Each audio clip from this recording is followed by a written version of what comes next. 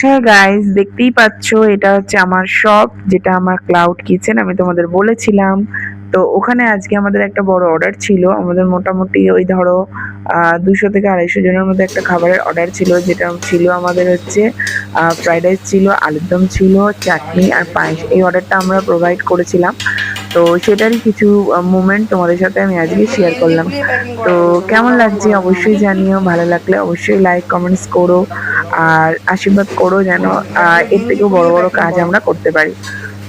তো চলো, তোমাদের সাথে ফার্স্ট টাইম আমি আমার দোকানের বা ক্লাউড কিচেনের ভিডিও শেয়ার করলাম। তো ভালো লাগলে কিন্তু অবশ্যই পাশে থেকো, একটা লাইক কমেন্টস করো। চলো টাটা।